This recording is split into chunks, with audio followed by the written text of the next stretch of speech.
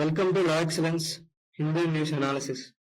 Today we are going to cover these topics that are appeared in the Hindu newspaper, which can be important from the prelims and mains examination of UPSC. Now coming to the first article of the day.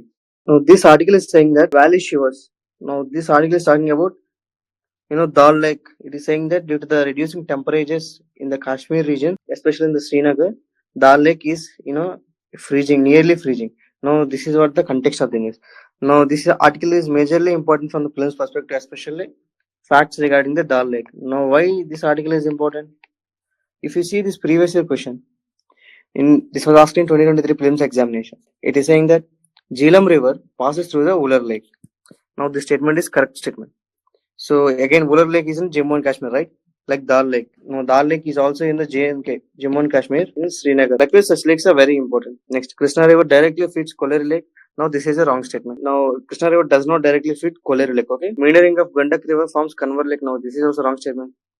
Okay, it is something Buri Gandak, I think, that is forming the Kanwar Lake. Now here option is 1 and 2. Now in this way, Dal Lake is also important from the prelims perspective. Okay, we will see certain facts regarding the Dal Lake and also regarding the Ular Lake also. Now the first and foremost is that you have to know is Dal Lake is in Jammu and Kashmir. Okay, first of all in the Srinagar. Remember that it is surrounded by the Pir Panjal ranges. Okay. Now another important thing is that you may think that Dal Lake is very famous and it is a Ramsar site. No, it is a wrong statement. Okay, Dal Lake is not a Ramsar site. Okay. Now Dal Lake is famous for floating gardens and floating markets, which is very important. Now Dal Lake is the second largest in Jammu and Kashmir, second largest lake in Jammu and Kashmir. Okay. Now what can be the largest? It is nothing but the Ular Lake. Okay. Now Ular Lake. Now we'll see from the examination perspective. We'll also know certain facts about the Ular Lake. Now, remember that Ular Lake is the largest freshwater lake in India itself. Okay.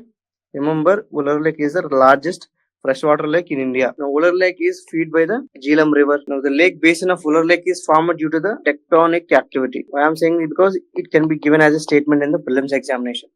Okay. Now, Ular Lake is a wetland of international importance. Another important thing is the Ular Lake is also known for fishing. Now, it has been said that 60% of the total fish production in the Jammu and Kashmir is coming from this Ular Lake. So these are the facts you have to know from the Ular Lake perspective. So now you have to know that there are around 5 Ramsar sites in Jammu and Kashmir. Why I am saying these are important? In previous year prelims questions, is being asked that you have to match the Ramsar sites on the states. Likewise, it can be asked again in the future also. That's what I'm saying. Remember these 5 Ramsar sites that were there in the Jammu and Kashmir. Okay. One is Shalabag, Haigam, Turinsar, Mansar, Okesar, and Ular Lake. Remember, Dal Lake is not a Ramsar site. Okay. Now these are the things at least you have to remember from the examination perspective. And remember regarding Dal Lake that there is no major river that is feeding the Dal Lake. Now Dal Lake is fed by some other small surrounding lakes. Okay, there is no major river because in prelims UPSC may give a statement that some Jhelum River feeding Dal Lake and things like that. Just now we have seen Krishna River directly feeding the Kolari Lake like that, which is a wrong statement. Okay, no major river feeding the Dal Lake. Okay. Now these are the things at least you have to remember from the examination perspective. Okay.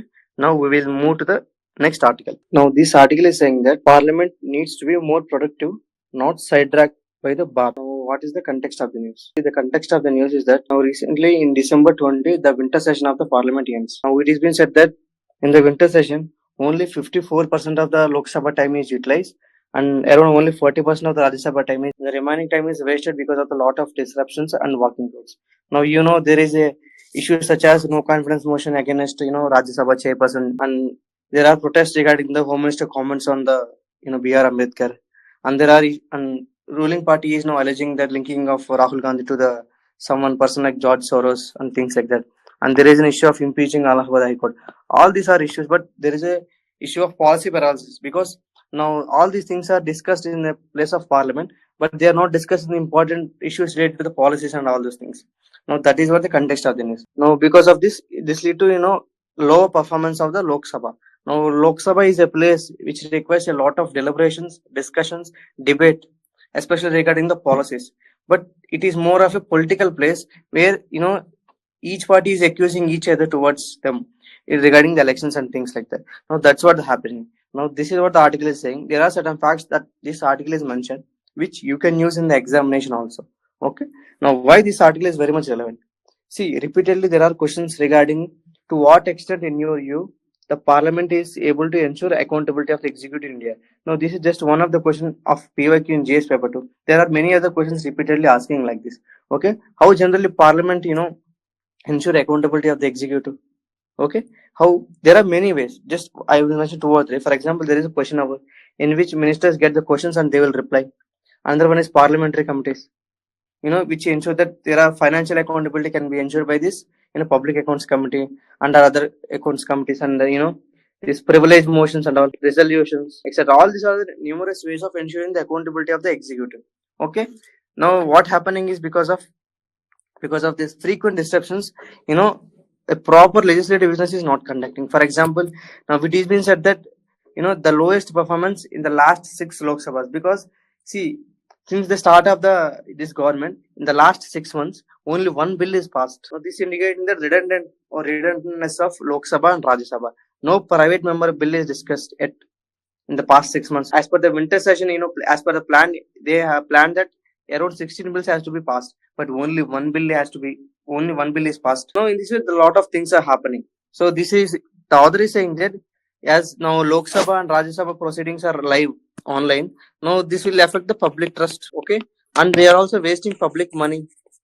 Why? They are all giving the salaries, but they are not, using the time and resources on the, policies and all, wasting the resources and things like that. No, these are the things that are mentioned. Now, what are the, generally the possible causes of this kind of, issues and all? Major causes of disruptions we will see from the mains examination perspective. Okay.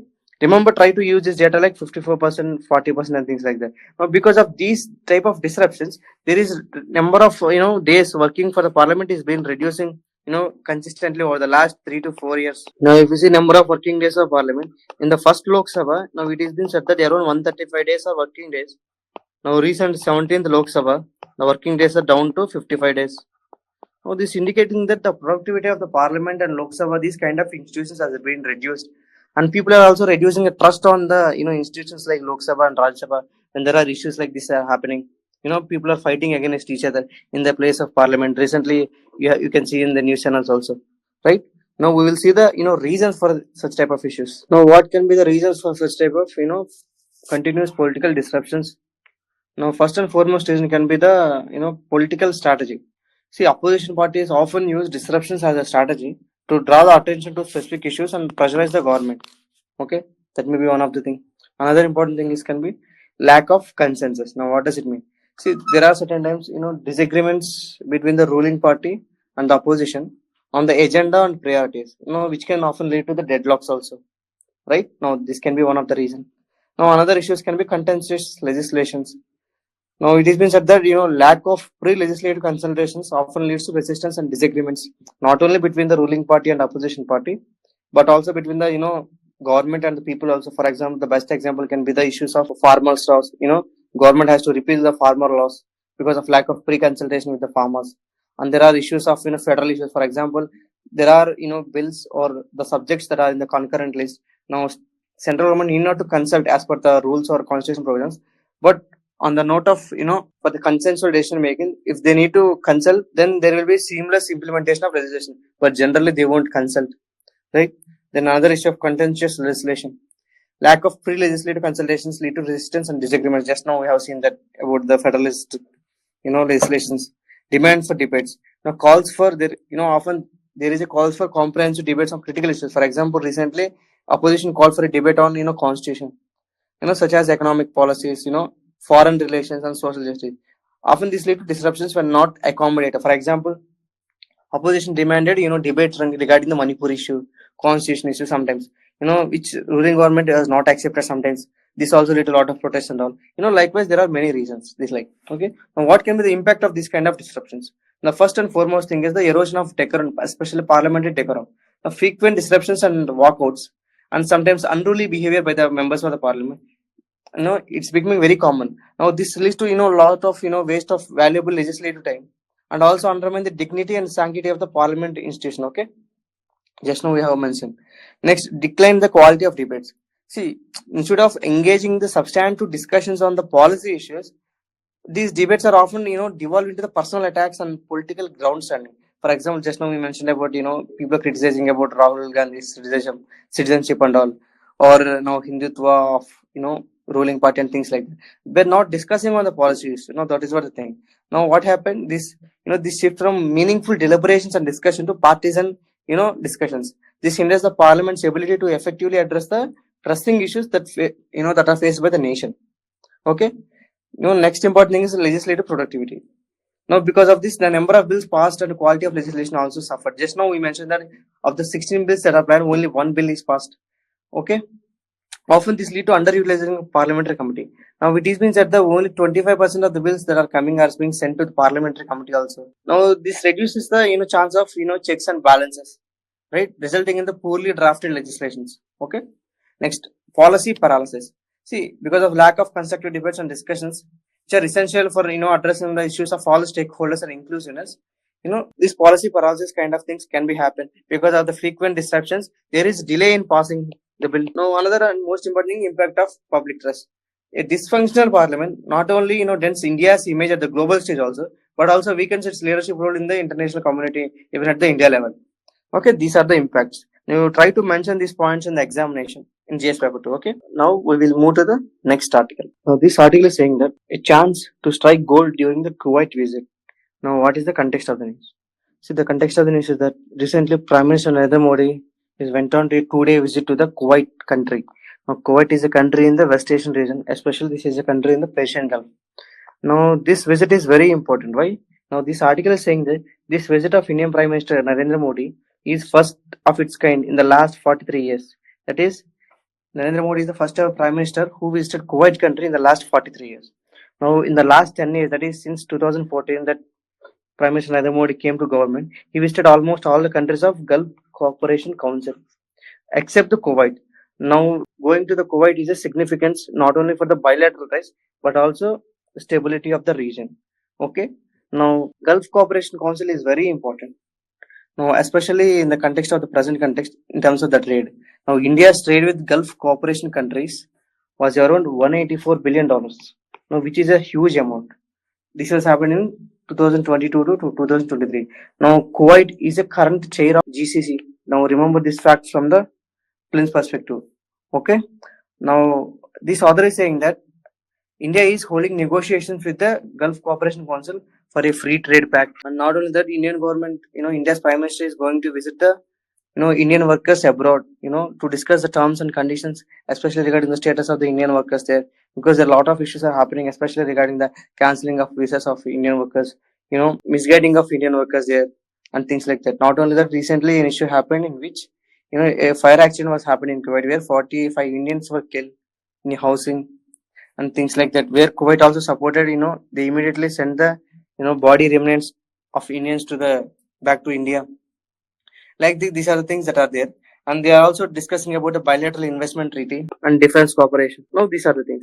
But now, author mentions certain things about the significance of the Kuwait, especially for India and, for the region as a whole.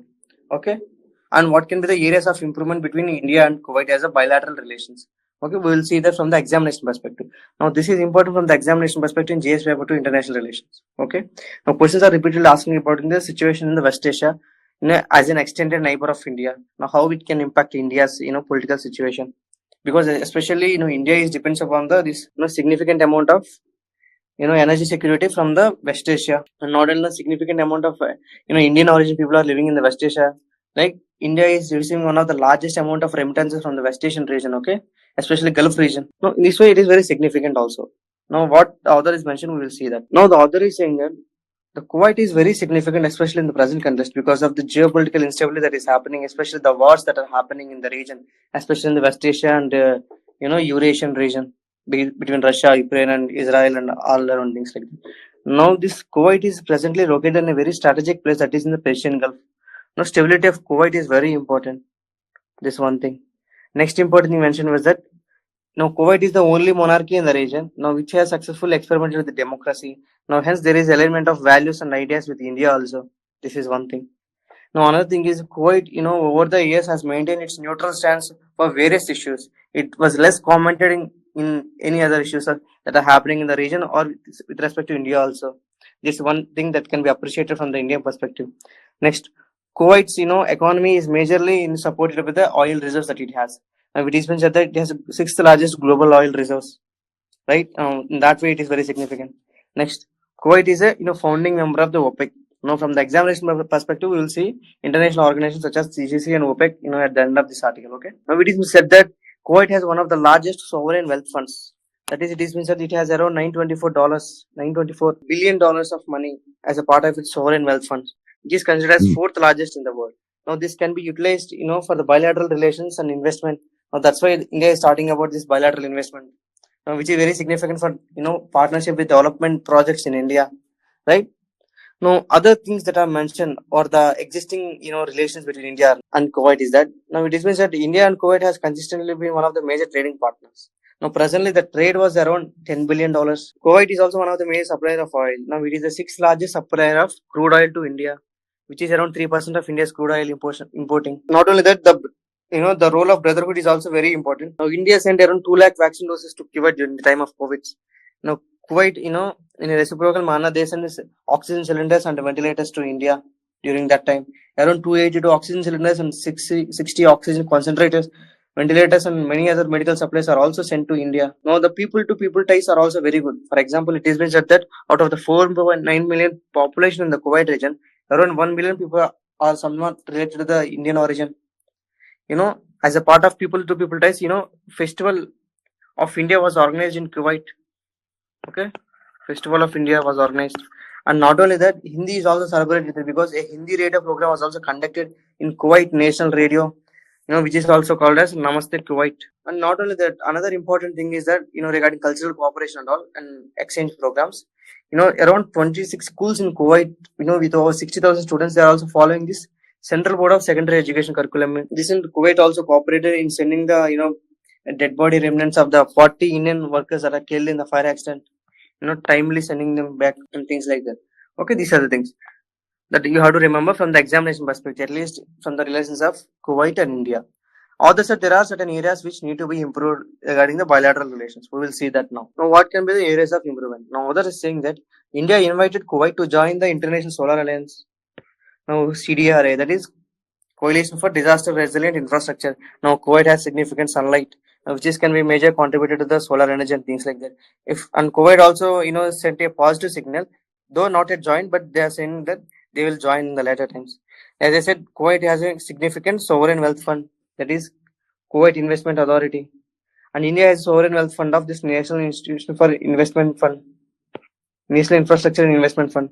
Now, they both can be collaborated in, accelerating infrastructure projects, especially capital expenditure in India.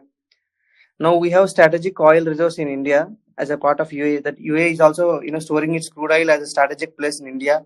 Likewise, Kuwait can also be having memorandum of understanding with India to store strategic oil, to place strategic oil reserves in India. That's one of the area of improvement. Next, Institute of Eminence can be set up in the, places like Kuwait. Now, India is, developing this type of, IITs, for example, in the East Africa, recently in Tanzania. Likewise, India needs to establish IITs and IIMs and other modern medical colleges in Kuwait. Now, it is been said that India need to reserve certain kind of seats in the airlines for the people who are going to the Kuwait as a gesture of goodwill. Now, next, India need to cooperate, space sector in the Kuwait, especially helping them in launching them satellites and all. And these are the things that are areas of improvement mentioned by the author. Now, these looks very generalistic in nature, so that you can use them in other bilateral countries also in GS paper 2. Okay, don't just limit yourself, to the one particular article.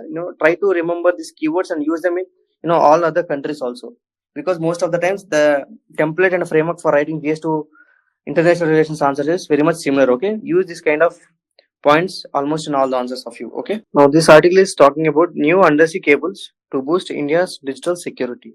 The article is not so relevant from the examination perspective, but certain things are important, especially from the prelims perspective. Right now, this article is saying that 2 new submarine cable systems will provide additional internet links to Asia and Europe. Right now, though directly this question may not be asked in the exam, you can link this question to the maritime security. Okay, if any question comes regarding challenges regarding the maritime security, you can use them regarding digital connectivity, telecommunication security, and things like that. Why? Now, for example, let's say recently an incident happened in Red Sea where there is a damage to 3 submarine cables that happen. Now, it can naturally happen, or sometimes it can be man-made. Now, this is also one of the security threat. Now, especially because the globalization is happening. Now, a proper connectivity is also very much required for transnational communication and all those things. Okay, that's what the thing. First of all, what is meant by the submarine cables, SMC? See, submarine cables are, just like fiber optic cables. They are laid on the ocean floor, okay, that connects the countries across the world to provide internet and telecommunication. They will provide internet and telecommunication services. And next important thing you have to know is that they are laid using ships, that are modified specifically for this purpose. Now another significance is that, international cables carry around 99% of the world's, international internet traffic. Okay, 99% of world's internet traffic is being provided by these cables. Okay, even United Nations General Assembly, declared these, submarine cables as a critical communication infrastructure. Okay, critical communication infrastructure. Now there are certain threats to the, this type of, cables that can be, bottom trawling fishing. Okay, it can be anchoring of ships. It can be environmental factors like, earthquakes and all, damage by the, marine animals and things like that. Okay, now these are the things. Now from the examination perspective, you have to know that, India has 17, submarine cables, that you have to remember that mostly they are connected to the 5 cities in India near the coast. Okay, and Mumbai and Chennai. Okay, Mumbai and Chennai has the maximum number of connections of these submarine cables. Okay, even not just international, also even domestic level, India has the submarine cable. For example, we have these islands separated from India, geographically, Andaman and Nicobar Islands, Lakshadweep, but still they are connected through the submarine cables. Okay, we have submarine cables of Chennai, Andaman and Nicobar Islands, the Kochi, Lakshadweep Islands also, for direct communication link between Kochi and 11 islands of Lakshadweep, and connecting Port Blair, and several other islands of Andaman and Nicobar with mainland India. Okay, these are the things that are there. Now, from the maybe prelims perspective, remember this fact that about the concept of TIR, total internal reflection. Okay, what is this? Now, this is the basic principle, where the light in a fiber optic cable travels through the core, by constantly bouncing from the, mirror lined walls. Okay, now this is the principle, that is used for, transmitting this data pulses, communication that is possible through optical fibers. Okay, total internal reflection. Just remember this fact from the examination perspective, it may be used. Okay, the author is saying that there is increasing amount of use of data in India, especially because of the context of emerging economy and digital governance that is happening. Now, economy is going digitalized, governance is also going digitalized. Payments, transactions, everything is going digitalized. Not only that, even communication is also increasing. India is an emerging economy. Now, artificial intelligence, all these things requires a lot of data, connectivity, processing and all. Hence, security of these type of cables is very important, especially in the context of these type of, digital economy, knowledge economy and things like that. Okay, now this is the context of the news. Try to remember these facts, right? Total internal reflection and Mumbai and Chennai things are there, and 99% of the internet, is being facilitated by these type of cables and all. Critical communication infrastructure, yeah, these submarine cables are declared as a critical communication infrastructure by the United Nations General Assembly. Okay, now these are the things you have to remember, at least the thing. And this article also mentioned that India is emerging as a strong maritime cable network player in the region. Okay, because India has significant presence, around 17 maritime cables are there. Okay, that's why. Now we will move to the next article. Now this article is saying that India raises trade barriers issue with European Union. Now you know that presently, continuous negotiations are happening between India and European Union regarding the conclusion of free trade agreement. Now presently there is no FTA. Remember this point. It may be asked in the prelims examination. But the negotiations are going on between India and European Union to conclude a mutually beneficial, free trade agreement that is commercially viable and mutually beneficial. Okay. Now one of the significant issue between in the India and European Union is about, non-tariff barriers that is impeding the trade between India and European Union, which is emphasized recently by the Ministry of Commerce, Piyush Goyal. Now, this is the context of the news. There are certain things from the examination perspective, both from prelims and mains. First of all, you have to know what is the difference between tariff and non-tariff barriers, or certain facts regarding the India and European Union trade. Why?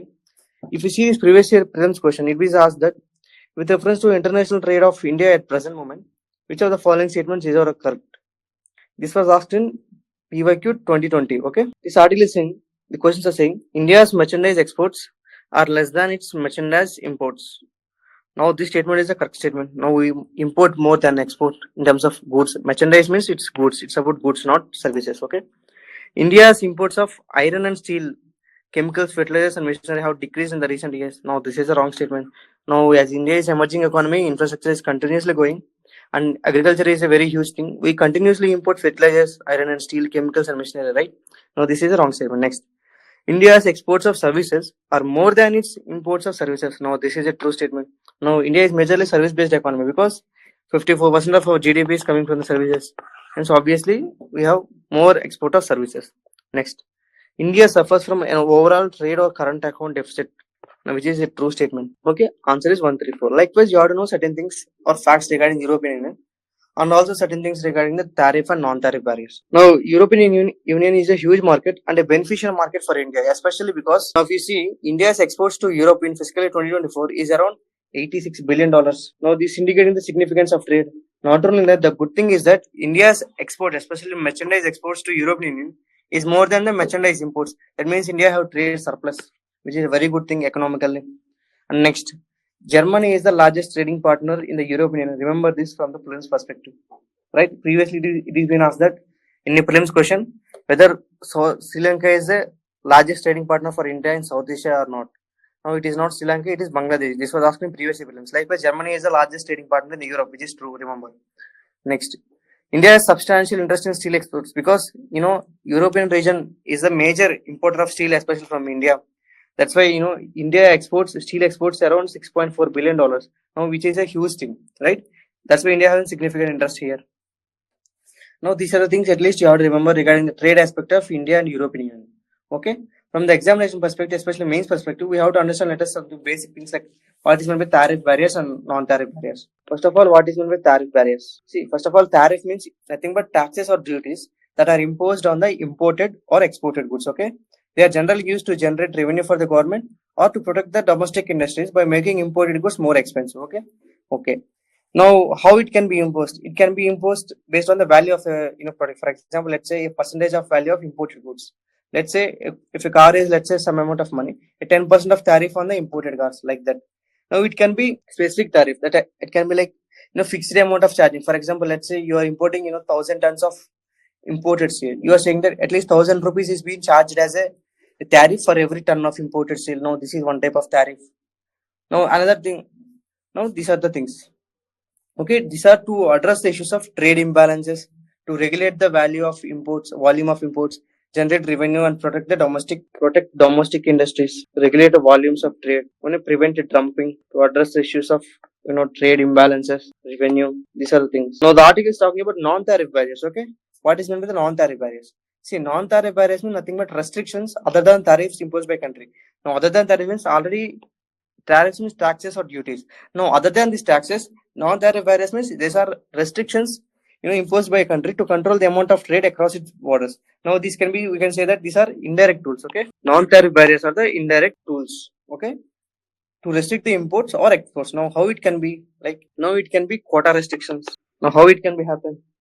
See, let's say more tons of sugar is imported annually into India. Let's say quota means a fixed limit on the quantity of a specific good. For example, allowing only 10,000 tons of sugar importing into India. This is a quota, only 10,000 tons. I'm just saying example, okay?